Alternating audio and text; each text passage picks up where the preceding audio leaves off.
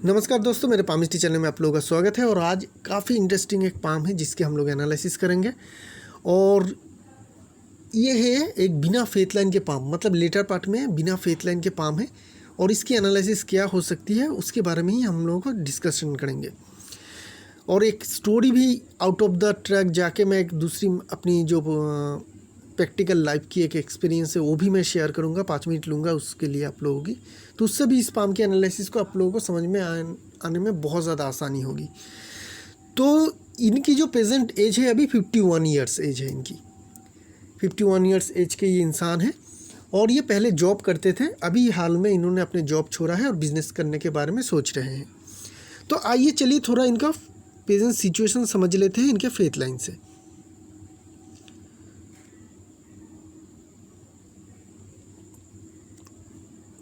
एक मिनट, पहले मैं थोड़ा एज कैलकुलेशन कर लूँ। हाँ, तो जहाँ पे ये कटती है करीब करीब 35 है। और यहाँ तक अगर देखें हम लोग तो शुरुआत की इस टाइम पीरियड में इनकी फेथ लाइन पाम में थी नहीं। तो जब भी पाम में फेथ लाइन ना हो, जिस टाइम पीरियड तक 30 तक इनके फेथ लाइन नहीं थी, तो इस टाइम पीरियड में बहुत बड़ी कुछ सक्सेस अचीव ज़िंदगी में होती नहीं है। अगर आप कुछ अचीव भी कर लेते हैं, कुछ पैसे कमा भी लेते हैं, तो 30 तक आते आते वो सारे सब कुछ ख़त्म भी हो जाते हैं। तो इनकी 30 तक एज तो ऐसी ही रही होगी। लेकिन 30 के बाद से अचानक से इनके पाम में एक बहुत बढ़िया फेथ लाइन आई। देखिए कितनी स्ट्रॉन्ग फेथ लाइन है, कोई प्रॉब्लम नहीं है, कोई दिक्कत नहीं है इस फेथ लाइन में। ये फेथ लाइन शुरू हुआ 30 से लेकर करीब करीब 38-39 तक बहुत ही अच्छी सीधी और एकदम सपाट गई। कोई कट नहीं, कोई डिस्टर्बेंस नहीं। उसके उपरांत एक्स्ट्रा एडवांटेज के लिए लाइफ लाइन से एक लाइन निकल के, असेंडिंग लाइन निकल के फेथ लाइन में मिल रही है, कट के नहीं जा रही है, मिल रही है। इसे ब्रिज लाइन कहते हैं। जब भी आपको फेथ लाइन में इस तरीके का ब्रिज लाइन होता हुआ देखिएगा तो समझ लीजिएगा उस फेथ लाइन की पावर और ज़्यादा बढ़ जाएगी। तो 30 से लेकर 38-39 तक इनके कैरियर रॉकेट की तरह आगे बढ़ी। बहुत ही ज़्यादा इन्जॉयबल कैरियर थी, बहुत कुछ इन्होंने अचीव भी ज़रूर किया होगा और इनको बहुत ज़्यादा सक्सेस मिली भी होगी उस टाइम पीरियड में। लेकिन 38-39 के टाइम आते ही इनकी फेथ लाइन ख़त्म हो गई। और इनको क्या लगा, इन्होंने उस टाइम पीरियड में 38-39 में आके इन्होंने पहली बार अपने जॉब को छोड़ दिया। फिर 3 साल बाद 41 के करीब आके उन्होंने फिर से उस जॉब में ज्वाइन किया और 51 तक करीब करीब यहाँ तक होगी जो इन्होंने उस जॉब को कंटिन्यू किया। और अभी वो फिर से छोड़ दिया है और वो चाहते हैं कि अपना बिजनेस करें। तो इस टाइम पीरियड में इनकी फेथ लाइन थी नहीं, 38 के बाद इनकी फेथ लाइन थी नहीं। तो अगर ये मुझसे पूछेंगे कि बताओ मैंने 41 में फिर से मैंने जॉब में ज्वाइन क्यों किया, मैं बता नहीं पाऊँगा। आपकी फेथ लाइन से, लाइफ लाइन से होगी तो अलग बात होगी, वो देखना पड़ेगा, वहाँ से कोई इंडिकेशन ज़रूर आ सकती है। लेकिन फेथ लाइन से मैं नहीं बता पाऊँगा क्योंकि आपने ज्वाइन क्यों किया और अभी आप प्रेजेंट सिचुएशन में क्यों जॉब को छोड़ा। क्यों, अगर आपकी पाम में फेथ लाइन फिर से ना हो और आगे चल के कहीं पे भी दिखाई ना दे, जैसे इस पाम में कहीं पे भी आपको आगे चल के फेथ लाइन दिखाई नहीं देगी, तो ये इंसान अपने किस्मत के मालिक खुद होते हैं। जो भी डिसीजन लेगी ये अपनी ज़िंदगी में उसी तरीके का आपका रिज़ल्ट मिलेगा। किस्मत का कहीं पे भी कोई भी कंट्रोल नहीं होगा। पहली शर्त तो ये होती है कि किस्मत का कोई भी कंट्रोल नहीं होती है। जिस तरीके से आप काम करते हैं उसी हिसाब से रिज़ल्ट आपको मिलेगा। आप स्टेप बाय स्टेप अच्छी एक्शन लेंगे तो आप यहाँ से लेके आपके लिए सक्सेस की कोई लिमिट नहीं है, कोई लिमिट नहीं है। अभी मैं आपको एक स्टोरी सुनाऊंगा, 5 मिनट लूँगा तो समझ में आ जाएगी आप लोगों को क्यों मैं कह रहा हूँ कि इनके लिए सक्सेस की कोई लिमिट नहीं है। और ऐसा भी हो सकती है कि ये ज़िंदगी में कुछ अचीव भी ना करे, सारे सब कुछ इनके कर्म के ऊपर निर्धारित होगी, किस्मत का कोई रिजल्ट नहीं है। मैं जहाँ पे पहले काम करता था, एक बहुत बड़ी मल्टीनेशनल कंपनी है, मेडिकल चीज़ों की वो सप्लाई के कामकाज और मैन्युफैक्चरिंग के कामकाज में है। वो टोटल 30 देश में है वो कंपनी, 30 से ज़्यादा कंट्री में उनके कामकाज है, इंडिया में भी है। करीब करीब 150 साल पुरानी कंपनी है। इतनी पुरानी कंपनी, बहुत ही ज़्यादा रेपुटेटेड कंपनी है। इंडिया में करीब करीब 15 से 16 स्टेट में भी उन लोगों का ऑफिस है, फैक्ट्रीज़ है, क्योंकि पूरी कंट्री में ही उन लोगों की मेडिकल सप्लाई होती है, मेडिकल चीज़ों की सप्लाई होती है। तो ऐसे कंपनी का हेड ऑफिस कोलकाता में है जहाँ पे मैं जॉब करता था।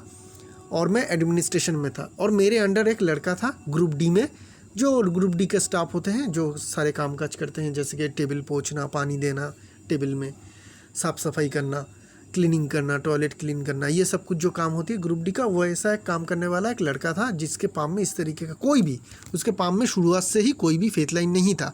एजुकेशन क्वालिफिकेशन उसका इतना ही था कि वो सिर्फ अपना सिग्नेचर करना जानता है, सिर्फ अपना, अभी भी वो अपना सिग्नेचर करना ही जानते हैं, इतना ही इनके एजुकेशन क्वालिफिकेशन है।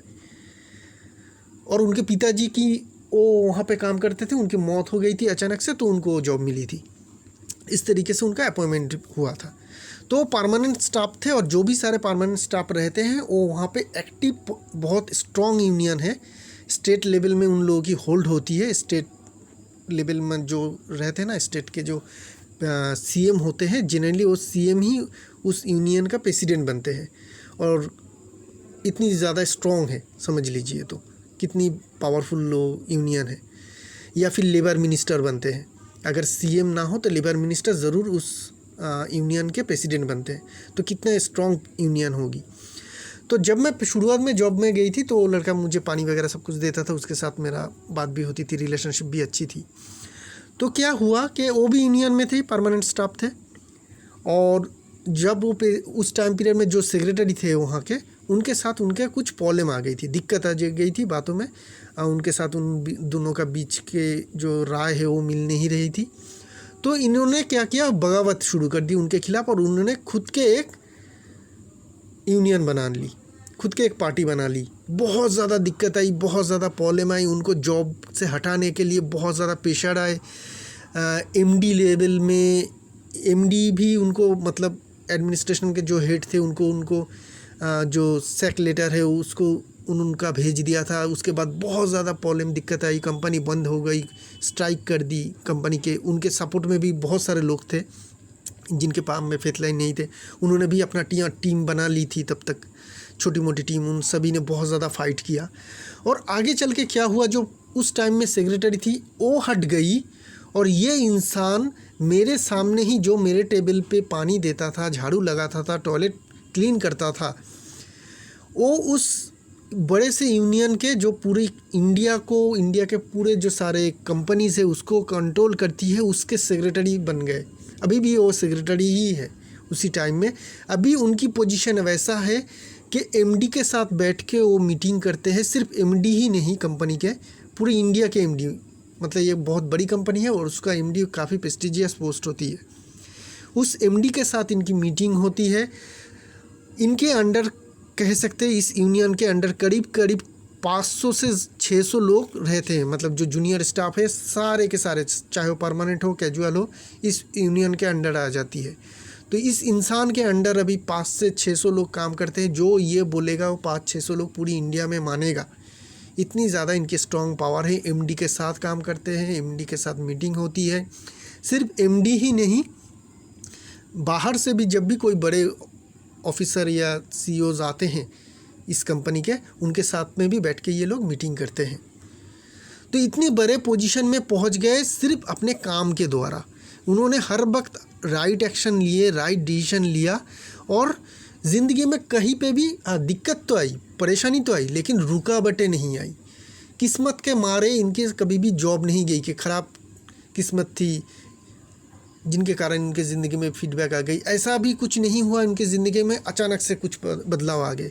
मैंने इनके करीब से देखा, करीब 8-9 साल मैं इनको करीब से देखा, और ये बहुत धीरे धीरे अपने गोल तक ये अचीव हुए। ऐसा नहीं कि इनकी ज़िंदगी में अचानक से एक दिन सब कुछ बदल गया, ऐसा भी नहीं हुआ, जो बहुत अच्छी फेथ लाइन होने के कारण होती है।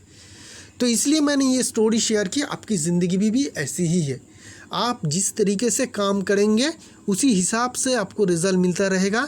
धीरे धीरे आप सक्सेस की ओर बढ़ेंगे। अगर सक्सेस के लिए आप लड़ेंगे, अगर आप खुद स्लो हो जाएंगे तो आपका सक्सेस भी स्लो हो जाएगा। किस्मत का कहीं पे भी कोई भी हाथ नहीं रहेगा। हाँ, अगर अपॉर्चुनिटी लाइफ लाइन से मिलती है तो ज़रूर देखेंगे हम लोग, वो बात अलग है।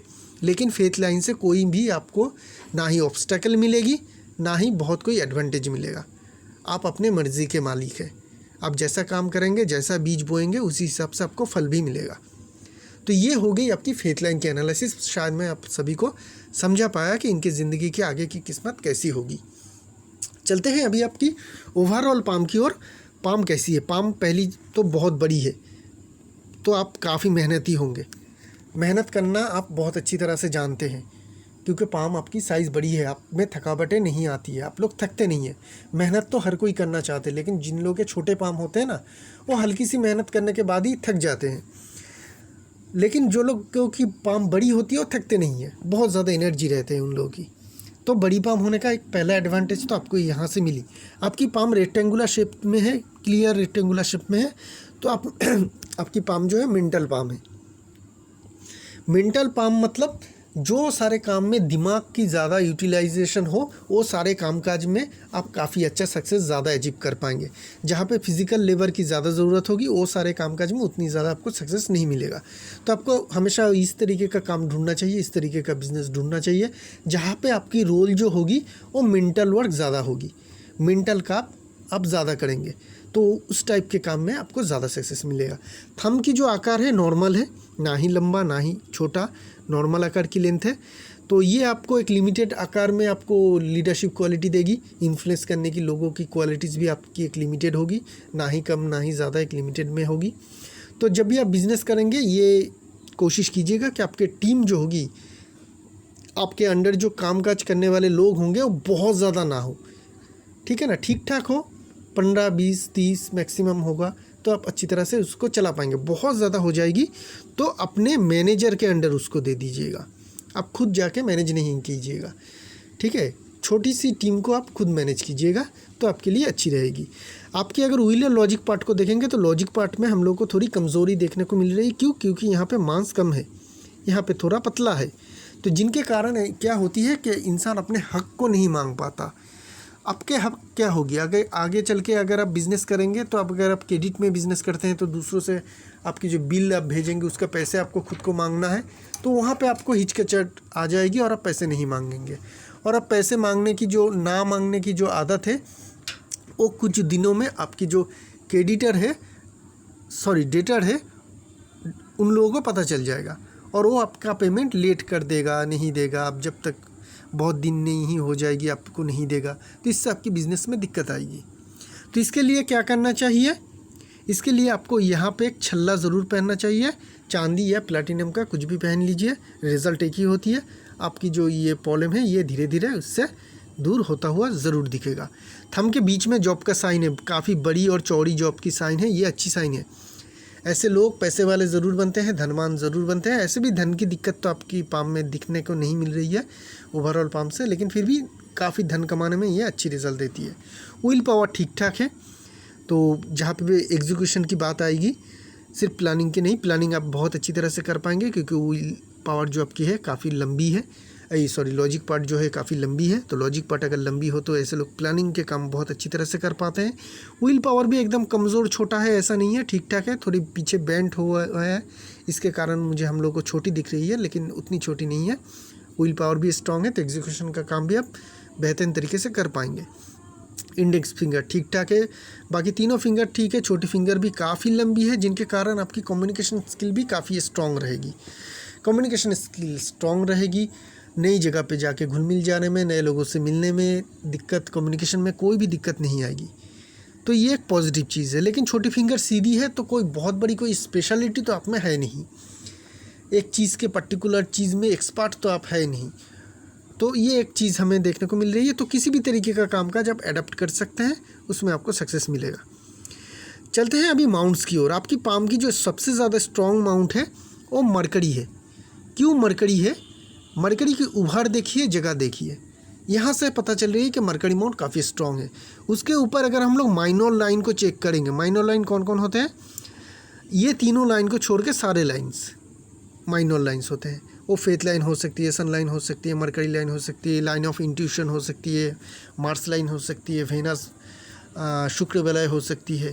तो ये सारे माइनर लाइन्स है। तो जो भी सारे माइनर लाइन्स है वहाँ पे अगर हम लोग देखें तो आपकी फेथ लाइन यहाँ पे आके ख़त्म हो गई। सन लाइन सन माउंट में छोटी छोटी इस तरीके से टूटा हुआ है। एक मरकरी की ही लाइन है जो सबसे ज़्यादा लंबी है और धीरे धीरे चल के ये मरकरी माउंट तक पहुँच भी रही है। एक साथ नहीं पहुंच रही है लेकिन पहुंच रही है, ओवरलैप करता हुआ ये पहुंच रही है। तो मरकरी की जो लाइन है वो सबसे ज़्यादा स्ट्रॉन्ग है आपकी माइनर लाइन में। तो ये क्या बताती है कि आपके मरकरी की माउंट है वो सबसे ज़्यादा स्ट्रॉन्ग है। तो मरकरी की अगर माउंट स्ट्रॉन्ग हो और ये राइटिंग भी करते हैं, देखिए मरकरी माउंट मैं हमेशा कहता हूँ अगर बहुत ज़्यादा स्ट्रॉन्ग हो, बहुत ज़्यादा पॉजिटिव हो, तो ये इंसान राइटिंग के काम भी अच्छी तरह से कर पाते हैं। तो राइटिंग के काम का जो सवाल था आपका कि वहाँ पे आपको सक्सेस मिलेगा कि नहीं, 100% मिलेगा। राइटिंग के काम आप छोड़िएगा ही नहीं, आपको 100% सक्सेस मिलेगा मरकरी की राइटिंग के काम में, क्योंकि आपकी इतनी मरकरी स्ट्रॉन्ग है। एक तो मरकरी माउंट उभरा हुआ है, बहुत ज़्यादा स्ट्रॉन्ग है, उसके ऊपर एक ही माइनर लाइन है जो अपनी मंजिल तक पहुँच रही है, वो है मरकरी लाइन। इतनी ज़्यादा स्ट्रॉन्ग मरकरी आपकी है, इसके कारण राइटिंग के काम में भी आपको बहुत अच्छी सक्सेस मिलेगी। उसको कंटिन्यू ज़रूर कीजिएगा। और क्या क्या हो सकती है इतनी ज़्यादा स्ट्रॉन्ग मरकरी लाइन होने के कारण? बिजनेस की जो मेंटेलिटी होगी, बिजनेस की जो सेंस होगी, वो भी आप में स्ट्रॉन्ग होगी। जनरल जो अकाउंट्स होती है ज़िंदगी की, चाहे उस ज़िंदगी की ले लीजिए, मैथ की ले लीजिए, हिसाब किताब तो रहती है ना, वो आप बहुत अच्छी तरह से समझते हैं। एनालिसिस के काम अच्छी तरह से कर सकते हैं, बिजनेस आप अच्छी तरह से कर पाएंगे। राइटिंग मरकरी के काम है, राइटिंग वो भी आप बेहतरीन तरीके से कर पाएंगे, कोई डाउट कुछ भी नहीं है। लेकिन जब बात आ जाएगी सक्सेस की, फेम की, वो हम लोग देखेंगे सन माउंट तो स्ट्रॉन्ग है, आपके जगह अच्छी ले रही है, उभरा हुआ भी काफ़ी है। लेकिन जब भी हम लोग सन लाइन को देख रहे हैं, ये टोटली नेगेटिव लाइन है। क्यों? एक तो छोटी है, उसके ऊपर ये कमज़ोर है। ये आपकी सन की लाइन इस तरीके से है, एक लाइन नहीं है, ये इस तरीके से टूटा टूटा लाइन आपकी सन माउंट की ओर आगे बढ़ रही है, जिनके कारण फेम और बड़ी सक्सेस मिलने में आपको परेशानी आएगी। अगर आप राइटिंग करते हैं, राइट कर रहे हैं कुछ, चाहे कितनी भी बढ़िया राइटिंग कर ले, वो मरकरी करवा देगी आपको, बहुत अच्छी राइटिंग आप करवा लेगी। लेकिन उसकी फेम मिलने में सन आपको मदद करेगी, जो यह सन यहाँ पे कमज़ोर है। सक्सेस मिलने में, फेम मिलने में, पब्लिश होने के बाद तो पॉपुलर भी होना चाहिए ना, उसके बाद आपको सक्सेस मिलेगा उसमें से। तो पॉपुलैरिटी मिलने में सन जो रोल प्ले करेगा वो कमज़ोर है। तो आपको क्या करना है, आपको रूबी ज़रूर लेनी है। अगर ओल्ड बर्मीज़ रूबी लेते हैं तो 3 कैरेट के करीब ले लीजिएगा। अगर लोकल रूबी लेते हैं तो आप 4-5-6 कैरेट का ले लीजिएगा। गोल्ड के साथ इस रिंग फिंगर में ज़रूर पहन लीजिएगा। जितनी बढ़िया क्वालिटी के आप रूबी ले पाएंगे उतनी बढ़िया रिजल्ट आपको मिलेगा। ये समझ लीजिए, सन माउंट आपके स्ट्रॉन्ग होने के बावजूद, ये अगर सनलाइन नहीं होती तो आपकी सन माउंट स्ट्रॉन्ग होती, लेकिन ये जो नेगेटिव इंडिकेशन है, इसके कारण आपकी सन माउंट की रिज़ल्ट आपको कमज़ोर मिलेगा। ये लाइन बिल्कुल नहीं होती, इस तरीके का सटन माउंट की तरह पोजीशन होती, तो भी आपकी सन माउंट काफ़ी स्ट्रॉन्ग होती, आपको अच्छी रिज़ल्ट मिल पाती। लेकिन ये जो डिफेक्टिव साइन आ चुकी है, जिनके कारण आपकी सन माउंट में रिज़ल्ट मिलने में दिक्कत आएगी, जिनके कारण आप रूबी पहन लीजिए, उससे प्रॉब्लम आपको धीरे धीरे हल होता हुआ दिखेगा। आपको फेम भी अच्छी खासी ज़रूर मिल पाएगी। सटर्न माउंट ठीक है, दबी होनी चाहिए, दबी है। जुपिटर माउंट भी हमें ठीक मिल रही है, छोटी छोटी सलमन रिंग है, बहुत बढ़िया सलमन रिंग यहाँ पे एक देखने को मिल रही है नीचे से। तो काम के प्रति आपकी निष्ठा है, काम के प्रति निष्ठा है, धर्म के प्रति भी निष्ठा रहेगी। एस्ट्रोलॉजी, पामिस्ट्री, ये सारी जो मिस्टिकल साइंस है, इसमें भी थोड़ी बहुत इंटरेस्ट आपकी रहेगी। ये सब कुछ हमें यहाँ पे देखने को मिल रही है। एक खड़ी लाइन जुपिटर माउंट में है जो काफ़ी स्ट्रॉन्ग इंडिकेशन करती है। खड़ी लाइन जुपिटर माउंट में होना बहुत अच्छी सक्सेस का इंडिकेशन है। तो अगर आप ट्राई करेंगे, कोशिश करेंगे अपनी राइटिंग में, अपने बिजनेस में, तो आपको बड़ी सक्सेस मिल सकती है। एक तो यहाँ पे आपकी कोई भी प्रॉब्लम नहीं है, दिक्कत नहीं है, आप जैसा मेहनत करेंगे उसी हिसाब से आपको रिजल्ट मिलेगा। उसके ऊपर यहाँ पे स्ट्रॉन्ग लाइन है, मरकरी की लाइन भी काफ़ी स्ट्रॉन्ग है। सन माउंट थोड़ा अगर पावरफुल हो जाए तो वो बड़ी सक्सेस आपको ज़िंदगी में ज़रूर मिल सकती है, कोई प्रॉब्लम नहीं है। चलते हैं मार्स माउंट की ओर। मार्स माउंट भी आपकी पावरफुल है, सारे के सारे माउंट ही आपकी बैलेंस है, पावरफुल है। दोनों के दोनों मार्स माउंट ही काफ़ी स्ट्रॉन्ग है। रियल एस्टेट से जुड़ी हुई कामकाज, फील्ड में काम, ये भी आप कर सकते हैं, फील्ड से जुड़ी हुई कामकाज भी आप कर सकते हैं। मौका मिले तो रियल एस्टेट में भी अपना किस्मत आजमा सकते हैं, वहाँ पे भी आपको सक्सेस मिलेगा। एसेट खरीद लीजिए, उसके बाद आप उसे बेच दीजिए, ज़मीन खरीद के भी बेच के आप कामकाज कर सकते हैं। जो भी सारे लैंड प्रॉपर्टी एग्रीकल्चर से जुड़ी हुई कामकाज हो, हेवी मशीनरीज से जुड़ी हुई कामकाज हो, वो भी आप कर सकते हैं। अगर आप बिज़नेस करना ही चाहते हैं तो हेवी मशीनरीज की जो इक्विपमेंट वाली बिज़नेस फैक्ट्री होती है वो भी आप लगा सकते हैं, उसमें भी आपको सक्सेस मिलेगा। तो यहाँ से आपकी बिज़नेस की बहुत सारे अपॉर्चुनिटीज़ हम लोग को यहाँ पे देखने को मिल रही है। और भी चीज़ है, आप मेडिकल प्रोफेशन में, तो मेडिकल प्रोफेशन में होती है ना जो सारी चीज़ ऑपरेशन में लगती है, ऑपरेशन में जो भी सारी इक्विपमेंट ज़रूरत चीज़ होती है, चाहे वो सीज़र हो, बॉडी पार्ट हो, सिरिंज हो, जो भी सारे चीज़ ऑपरेशन या बॉडी में चुभोने के लिए जो भी सारी चीज़ चाहिए होती है, वो सारी चीज़ का भी आप बिज़नेस कर सकते हैं, क्योंकि मार्स को वो रिप्रेजेंट करती है और आपकी मार्स काफ़ी स्ट्रॉन्ग है। तो वो सारी चीज़ों बिज़नेस में भी आपको सक्सेस मिल पाएगी, चाहे आप मैन्युफैक्चरिंग करें या ट्रेडिंग करें, दोनों में ही आपको सक्सेस मिल पाएगी। वेनस माउंट को देखेंगे, वेनस माउंट भी ठीक ठाक है आपकी, बहुत छोटी छोटी लग्जरी लाइन है, तो ज़िंदगी में आपकी काफ़ी लग्जरी लाइन है, लग्जरी है ज़िंदगी में देखने को मिल रही है। लग्जरी में काफ़ी पैसे भी आप खर्च ज़रूर करते होंगे। खड़ी लाइन भी दिख रही है, खड़ी लाइन भी काफ़ी स्ट्रॉन्ग है, क्लियरली हम लोग को देखने को मिल रही है। जिस हिसाब से मेहनत करेंगे उस हिसाब से आपको रिजल्ट भी मिलेगा।